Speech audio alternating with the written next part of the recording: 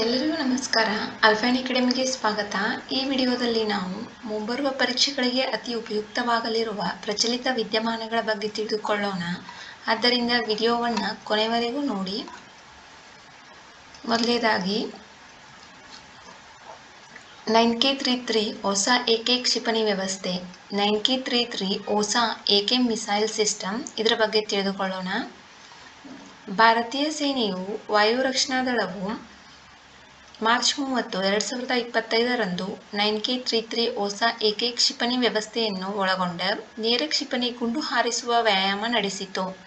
ಹೊಸ AK ಕ್ಷಿಪಣಿ system ಅನ್ನು ಹೊಸ AK ಸೋವಿಯತ್ ಒಕ್ಕೂಟವು 1960ರ ದಶಕದಲ್ಲಿ ಅಭಿವೃದ್ಧಿಪಡಿಸಿದೆ. ಇದು ಕಡಿಮೆ ಎತ್ತರದ ಮೇಲ್ಮೈಯಿಂದ ಆಕಾಶಕ್ಕೆ ಚಿಮ್ಮುವ ಕ್ಷಿಪಣಿ ವ್ಯವಸ್ಥೆಯಾಗಿದೆ.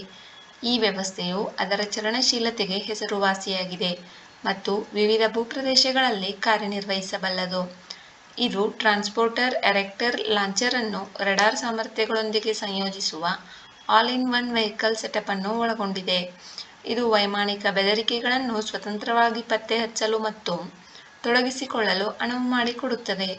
ಇದು ಭಾರತೀಯ ಸೇನೆಗೆ ಮಾತ್ರವಲ್ಲದೆ ಜಾಗತಿಕವಾಗಿ ವಿವಿಧ ಸಂಘರ್ಷ ವಲಯಗಳಲ್ಲಿಯೂ ಬಳಸಲ್ಪಡುತ್ತಿದೆ. ನೆಕ್ಸ್ಟ್, ಕುಂಭಕೋಣಂ ವೀಳ್ಯದೆಲೆ ಮತ್ತು ತೋವಲೈ ಹೂವಿನ ಹಾರಗಳಿಗೆ GI ಟ್ಯಾಗ್ಗಳು. GI tag for Kumbakonam betel leaf and Thovalai flower garland. Thovalai ಹೂವಿನ ಹಾರ, ಕುಂಭಕೋಣಂ ವೀಳ್ಯದೆಲೆ. ತಮಿಳುನಾಡಿನ ಕುಂಭಕೋಣಂ ವೀಳ್ಯದೆಲೆ ಮತ್ತು ತೋವಲೈ ಹೂವಿನ ಹಾರವು ಭೌಗೋಳಿಕ ಸೂಚನೆ ಟ್ಯಾಗ್ಗಳನ್ನು ಪಡೆದುಕೊಂಡಿದೆ. ಈ ಸೇರ್ಪಡೆಯೊಂದಿಗೆ ತಮಿಳುನಾಡು ಈಗ 62 GI ಉತ್ಪನ್ನಗಳನ್ನು ಹೊಂದಿದೆ. GI ಟ್ಯಾಗ್ ಸಾಂಪ್ರದಾಯಿಕ ಉತ್ಪನ್ನಗಳನ್ನು ಅನುಕರಣೆಯಿಂದ ರಕ್ಷಿಸಲು ಸಹಾಯ ಮಾಡುತ್ತದೆ. GI ಟ್ಯಾಗ್ ಒಂದು ಉತ್ಪನ್ನದ ಗುಣಗಳು ಅಥವಾ ಖ್ಯಾತಿಯನ್ನು ಸೂಚಿಸಿ ಅದರ ಪ್ರಚಾರ ಮಾಡಿ ಅದರ ಮಾರುಕಟ್ಟೆ ಸಾಮರ್ಥ್ಯವನ್ನು ಹೆಚ್ಚಿಸುತ್ತದೆ. ಕುಂಭಕೋಣಂ ವೀಳ್ಯದೆಲೆ, ಇದು ಮೃದುತ್ವಕ್ಕೆ ಹೆಸರುವಾಸಿಯಾಗಿದೆ. ಈ ಎಲೆಯನ್ನು ಪ್ರತಿ 15ರಿಂದ 18 ದಿನಗಳಿಗೊಮ್ಮೆ ಕೊಯ್ಲು ಮಾಡಲಾಗುತ್ತದೆ.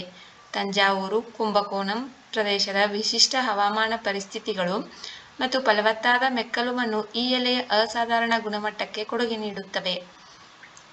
ಸ್ಥಳೀಯ ಪ್ರಭೇದವಾದ ವೆಲ್ಲೈಕೊಡಿ ಔಷಧೀಯ ಗುಣ ಹೊಂದಿದ್ದು ವಿಶೇಷವಾಗಿ ತಲೆನೋವು ನಿವಾರಿಸುವಲ್ಲಿ ಹೆಸರುವಾಸಿಯಾಗಿದೆ. ತೋವಲೈ ಹೂವಿನ ಹಾರ, ವಿವಿಧ ಹೂಗಳಿಂದ ತಯಾರಿಸಲಾದ ತೋವಲೈ ಹೂವಿನ ಹಾರವು ಕನ್ಯಾಕುಮಾರಿ ಹಾಗೂ ಕೇರಳದಲ್ಲಿ ಹೆಸರುವಾಸಿಯಾಗಿದೆ. ಈ ಹಾರಗಳನ್ನು ಚಾಪೆಗಳಂತೆ ಹೆಣೆಯಲಾಗುತ್ತದೆ. ಇದು ಸ್ಥಳೀಯ ಕುಶಲಕರ್ಮಿಗಳ ಕಲಾತ್ಮಕ ಕೌಶಲ್ಯವನ್ನು ಪ್ರದರ್ಶಿಸುತ್ತದೆ. ತಮಿಳುನಾಡಿನಲ್ಲಿ ಒಟ್ಟು 62 GI ಉತ್ಪನ್ನಗಳು ಇವೆ. ಇತ್ತೀಚೆಗೆ ಮಧ್ಯಪ್ರದೇಶದ ಮುಖ್ಯಮಂತ್ರಿ ಮೋಹನ್ ಯಾದವ್ ಅವರು ಏಪ್ರಿಲ್ 1, 2025ರಿಂದ ಏಪ್ರಿಲ್ 4, 2025ರವರೆಗೆ 4 ದಿನಗಳ ಸ್ಕೂಲ್ ಚಲೇ ಹಮ್ ಅಭಿಯಾನವನ್ನು ನಡೆಸಿದ್ದಾರೆ. ನೆಕ್ಸ್ಟ್, ಮದುರೈನ ಮೆಲವಲವು ಬಳಿ ಹೊಸ ಚೋಳ ಶಾಸನ ಪತ್ತೆಯಾಗಿದೆ. New Chola inscription discovered near Madurai's Melavalavu. Madurai ಜಿಲ್ಲೆಯ ಮೇಲೂರು ಬಳಿಯ ಮೆಲವಲುವಿನ ಸೋಮಗಿರಿ ಬೆಟ್ಟಗಳ ಮೇಲೆ ಇತ್ತೀಚೆಗೆ ಪತ್ತೆಯಾದ ರಾಜರಾಜ ಚೋಳನಿಗೆ ಸಂಬಂಧಿಸಿದ ಹೊಸ ಶಾಸನವು ಕಂಡುಬಂದಿದೆ. ಈ ಶಾಸನವು ಸುಮಾರು ಸಾಮಾನ್ಯ ಯುಗ 1000ಕ್ಕೆ ಸಂಬಂಧಿಸಿದ್ದಾಗಿರಬಹುದೆಂದು ಹೇಳಲಾಗುತ್ತಿದೆ. ಈ ಶಾಸನವು ಗೌರವಾನ್ವಿತ ಬಿರುದು ರಾಜರಾಜ ಮುಮ್ಮಡಿ ಚೋಳ ಪಾಂಡ್ಯ ದೇಶ ಎಂದು ಕರೆಯಲ್ಪಡುವ ಈ ಪ್ರದೇಶದಲ್ಲಿ ಕಂಡುಬರುವ ವಿಶಿಷ್ಟ ನಮಸ್ಕಾರದೊಂದಿಗೆ ಪ್ರಾರಂಭವಾಗುತ್ತದೆ. ಈ ಶಾಸನವು ಪಾಂಡ್ಯ ದೇಶದಲ್ಲಿ ರಾಜರಾಜ ಚೋಳನ ಆಳ್ವಿಕೆಯ ಬಗ್ಗೆ ಮತ್ತು ವೀರನಾರನ ಪಲ್ಲವರಾಯನ ಎಂಬ ಮಿಲಿಟರಿ ಕಮಾಂಡರ್ ಈ ಪ್ರದೇಶವನ್ನು ವಶಪಡಿಸಿಕೊಂಡು ಇಲ್ಲಿ ಹೇಗೆ ಆಳ್ವಿಕೆ ನಡೆಸಿದ್ದನೆಂದು ಹೇಳುತ್ತದೆ. ಇನ್ನು 1ನೇ ರಾಜರಾಜ ಚೋಳನ ಬಗ್ಗೆ ತಿಳಿದುಕೊಳ್ಳೋಣ. 2ನೇ ಪರಾಂತಕ ಚೋಳನ ಮಗನಾದ 1ನೇ ರಾಜರಾಜ ಚೋಳ ಅರಣ್ಮೊಳಿವರ್ಮನ್ ಎಂದು ಜನಿಸಿದ. ಈತನನ್ನು ಸಾಮಾನ್ಯವಾಗಿ ರಾಜ ದಿ ಗ್ರೇಟ್ ಅಥವಾ ರಾಜರಾಜ ಚೋಳನ್ ಎಂದು ಕರೆಯುತ್ತಾರೆ. ಈತನು ತನ್ನ ಆಳ್ವಿಕೆಯಲ್ಲಿ ದಕ್ಷಿಣ ಭಾರತದಲ್ಲಿ ಅತ್ಯಂತ ಶಕ್ತಿಶಾಲಿ ತಮಿಳು ರಾಜನಾಗಿದ್ದನು ಮತ್ತು ಚೋಳರ ಪ್ರಭಾವವನ್ನು ಹೆಚ್ಚಿಸಿದ್ದನು. ಅವನ ವಿಸ್ತಾರವಾದ ಸಾಮ್ರಾಜ್ಯವು ಪಾಂಡ್ಯ ದೇಶ, ಚೇರ ದೇಶ ಮತ್ತು ಉತ್ತರ ಶ್ರೀಲಂಕಾದ ವಿಶಾಲ ಪ್ರದೇಶಗಳನ್ನು ಒಳಗೊಂಡಿತ್ತು. ಗಂಗರು ಮತ್ತು ಚಾಲುಕ್ಯರ ವಿರುದ್ಧದ ದಂಡಯಾತ್ರೆಗಳು ಚೋಳರ ಅಧಿಕಾರವನ್ನು ತುಂಗಭದ್ರಾ ನದಿಯವರೆಗೆ ವಿಸ್ತರಿಸಿದವು. ಅವನು ಯುನೆಸ್ಕೋ ವಿಶ್ವ ಪರಂಪರೆಯ ತಾಣವಾದ ತಂಜಾವೂರಿನ ಬೃಹದೇಶ್ವರ ದೇವಾಲಯ ಹಾಗೂ ದೊಡ್ಡ ರಾಜರಾಜೇಶ್ವರಂ ದೇವಾಲಯವನ್ನು ನಿರ್ಮಿಸಿದನು. ಈತನ ಆಳ್ವಿಕೆಯಲ್ಲಿ ತಮಿಳು ಕವಿಗಳಾದ ಅಪ್ಪರ, ಸಂಬಂದರ, ಸುಂದರರ್ ಅವರ ಪಠ್ಯಗಳನ್ನು ಸಂಗ್ರಹಿಸಿ ತಿರುಮುರೈ ಎಂಬ ಒಂದು ಸಂಕಲನದಲ್ಲಿ ಕ್ರೋಢೀಕರಿಸಲಾಯಿತು. ಈತನ ಮರಣಾನಂತರ ಇವನ ಮಗ 1ನೇ ರಾಜೇಂದ್ರ ಚೋಳ ಅಧಿಕಾರಕ್ಕೆ ಬಂದನು. ಚಾಸ್ತೆ ಚಂದ್ರನ ಮೇಲ್ಮೈ ಉಷ್ಣ ಭೌತಶಾಸ್ತ್ರದ ಪ್ರಯೋಗ. Chandra's surface thermophysical experiment. ಇದು ನಮ್ಮ ಚಂದ್ರಯಾನ 3ಕ್ಕೆ ಸಂಬಂಧಪಟ್ಟದ್ದಾಗಿದೆ. ಆಗಸ್ಟ್ 23, 2023ರಂದು ಚಂದ್ರನ ದಕ್ಷಿಣ ಧ್ರುವದ ಮೇಲೆ ಯಶಸ್ವಿಯಾಗಿ ಇಳಿದಿರುವ ಚಂದ್ರಯಾನ 3ರ ವೈಜ್ಞಾನಿಕ ಉಪಕರಣಗಳಲ್ಲಿ ಒಂದಾದ ಚಂದ್ರನ ಮೇಲ್ಮೈ ಉಷ್ಣ ಭೌತಶಾಸ್ತ್ರದ ಪ್ರಯೋಗ ಕೂಡ ಒಂದಾಗಿದೆ.